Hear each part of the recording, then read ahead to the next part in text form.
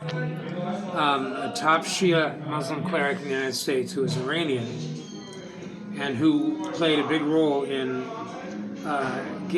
developing support for the 2003 Iraq invasion, which, as you know, I was involved in garnering support for that, among them specifically.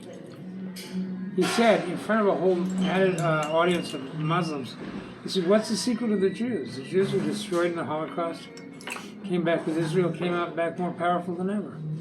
I said, "It's very simple.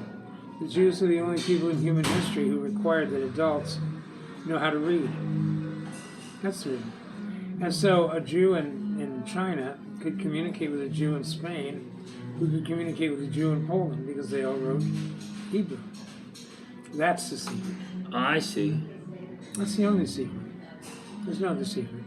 Now, let me ask you this. Sure. What do you think of the Freemasons? You have any thoughts on them? Yeah, I think about them quite a lot, actually. Trotsky's first book was on the Freemasons, but he lost a manuscript crossing a river. Huh. The Freemasons were a political movement of the English bourgeoisie that identified themselves with Masonry, the Masons who built the churches.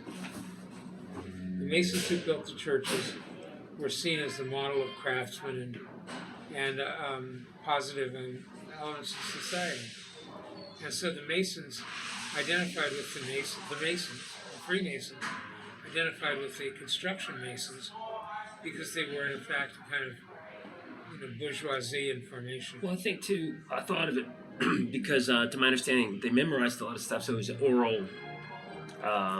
They stored a lot of information in their minds they shared with each other and stuff. So they... People think that. I don't know. Yeah. I mean, at least in the past. I mean, like, for instance, if they were going to build a cathedral or something, they would share it amongst each other, but then they would squash competitors because they would just, Yeah, you know about Fulcanelli? No. Fulcanelli was an occultist who wrote a book called The Mystery of the Cathedrals. Do you think... Now, some people, of course, there's all kinds of theories with the Masons, but some people think they're Satanists. Do you think that's true? No.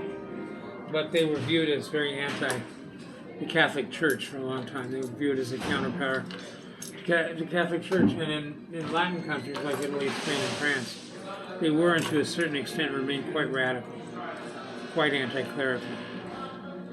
I don't think that you can say that that was true in the United States. So the Knights of Columbus was a Catholic fraternal order formed to counter the Masons. Oh, I see. But isn't there crossover, or not really? That part I don't want to comment on because I don't have a really firm understanding of that. But I would not say there's much crossover between Freemasonry and the Knights of Columbus, the Catholic groups.